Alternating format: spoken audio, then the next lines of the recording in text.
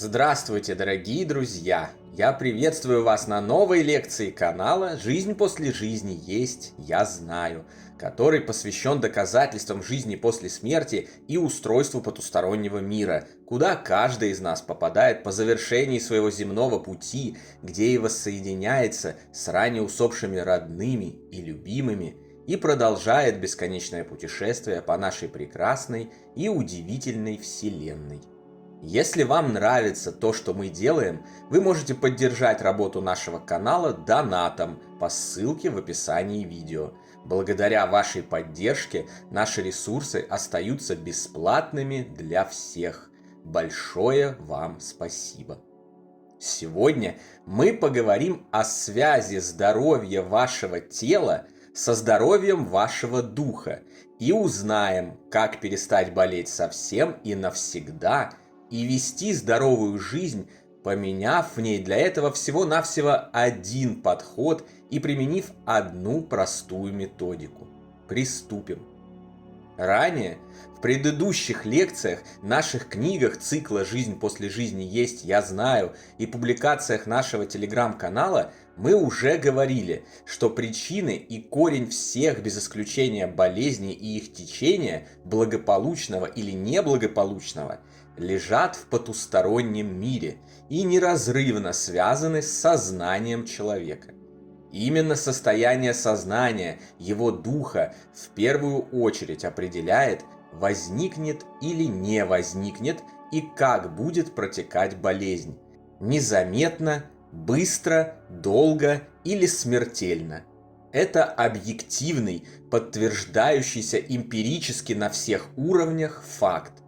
Вы никогда не задумывались, почему одни люди умирают от элементарной простуды, а другие побеждают онкологию на 4-й стадии? Именно поэтому состояние сознания определяет состояние физического тела и доступную ему энергию самоисцеления. Ресурсы земной медицины, конечно, важны, но это всегда вторичная история. Первично здоровье сознания и, как следствие, величина его энергии, которую дух может употребить на исцеление биологического тела, когда у того возникает та или иная болезнь. Известная всем древняя поговорка «в здоровом теле здоровый дух» несколько искажена и некорректно сформулирована. На самом деле верно будет «у здорового духа здоровое тело».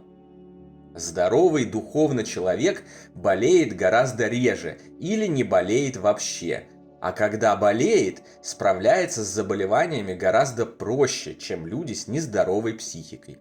Чудесные случаи исцеления от смертельных заболеваний в терминальных стадиях связаны с пересмотром человеком своего отношения к жизни и выздоровлением его психики, то есть духа и соответствующего тонкого тела, а через него и тело физического. Вселенная и все в ней стремится к балансу.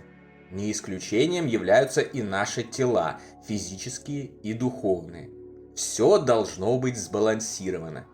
Дисбаланс в виде чрезмерной эмоциональности, подверженности стрессам и нервам, слишком сильное неравнодушие и пропускание любого события, что называется, через себя, бесконечное погружение в работу без отдыха, злоба, ненависть, агрессия, зависимости, дурные поступки и прочие негативные эманации – все это ведет к нарушениям в течении энергий от тонких тел к физическому и, как следствие, его болезням и более тяжелым их течениям. Любая проблема духа моментально отражается в физическом теле точкой напряжения, которая затем разрастается и может превращаться в воспаление, в язву и даже в раковую опухоль. Так, стресс, концентрирующийся в области шеи, часто выливается в опухоли щитовидной железы. Нервы и переживания, сосредотачивающиеся в области живота, приводят к раку яичников, желудка и поджелудочной и так далее. Любая болезнь, от простуды до онкологии, это следствие проблемы в тонком энергетическом теле. искать и устранять ее нужно в первую очередь именно там. Это справедливо и для болезней детей, которые могут нести в своих тонких телах последствия прошлых жизней и вызванные ими так называемые кармические противодействия, или же становиться жертвой негативных энергетических потоков своих близких.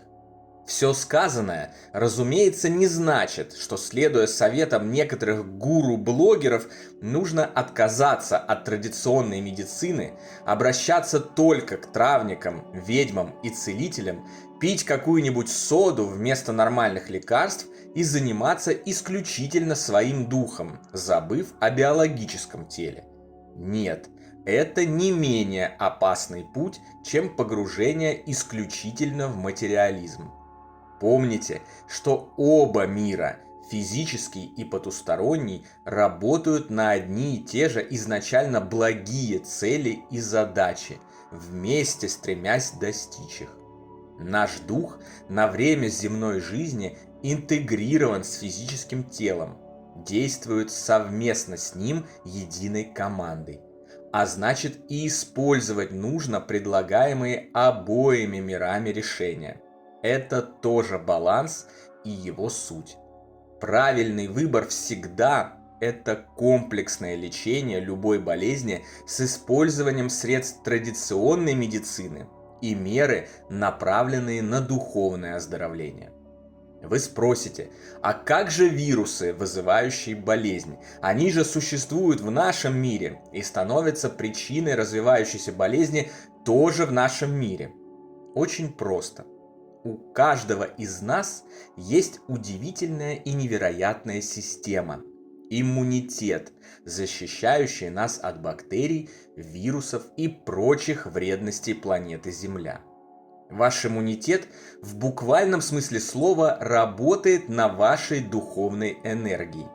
Здоровый духовный человек обладает мощным иммунитетом, который работает без сбоев и на 100% выполняет свои защитные функции. На такого человека любой вирус либо вообще никак не подействует, либо пациент перенесет вызванное им заболевание в легкой форме. Вы же слышали, что, например, ВИЧ регулярно обнаруживают у одного супруга, а у другого не обнаруживают, и никто не может объяснить, как можно вести активную половую жизнь друг с другом и не заразиться этим вирусом. Это как раз наглядный пример прекрасно работающего иммунитета здорового духом человека. Он побеждает все. Доказательство очевидной связи духа с физическим телом и не менее очевидного начала любой болезни именно в потустороннем, тонком мире, более или менее явные, разбросаны повсюду. Их несложно отыскать самостоятельно. А я, как обычно, хочу привести вам самое простое, наглядное и понятное, хоть и лежащее в области человеческой жестокости. Так получилось, что с самого детства я много общаюсь с фермерами, разводящими скот для пропитания населения. Еще в Советском Союзе фермеры знали, что животные, успевшие понять, что их вот-вот будут забивать, сильно пугаются. И это отражается на качестве мяса, вплоть до того, что оно становится совершенно невкусным и начинает горчить. Чтобы избежать этого, были придуманы различные подлости и хитрости, вводящие животных в заблуждение перед забоем. К примеру, на скотоводческих предприятиях существуют особые козлы-провокаторы, которые рядятся в образ лидера, собирают группы овец, успокаивают их, вызывают чувство доверия и спокойствия и в прямом смысле слова ведут их за собой в специальное помещение, в котором овец быстро забивают, а козлы-провокаторы невредимыми выходят через известный им скрытый проход в стене. Далее фермеры используют этих козлов с теми же целями снова. Людьми создано множество различных инструментов, позволяющих забивать скот быстро, чтобы он не успел ничего понять, испугаться, и это не отразилось на качестве и вкусе мяса. В более прогрессивных странах фермеры сейчас создают для животных целые комплексы условий, позволяющих им прожить свою недолгую жизнь в удовольствии. кормят их лучшими кормами, которые более всего приходятся им по вкусу. Ставят классическую музыку разного репертуара и стараются разнообразить его, чтобы не повторялся. Вычесывают, делают массаж, общаются и говорят добрые слова. Мясо, получаемое на таких фермах, поражает своим вкусом и продается за баснословные деньги. Задумайтесь. Одна единственная нефизическая эманация. Один единственный испуг, одно единственное чувство страха перед забоем уже меняет все в физическом теле свиньи или коровы настолько, что это можно ощутить, почувствовать и даже измерить. И в то же время благоприятные условия для психики животных кардинально улучшают состояние их физических тел. Представьте, что происходит с вашими телами, когда вы нервничаете, стрессуете, испытываете страхи и не контролируете свои эмоции на протяжении десятилетий.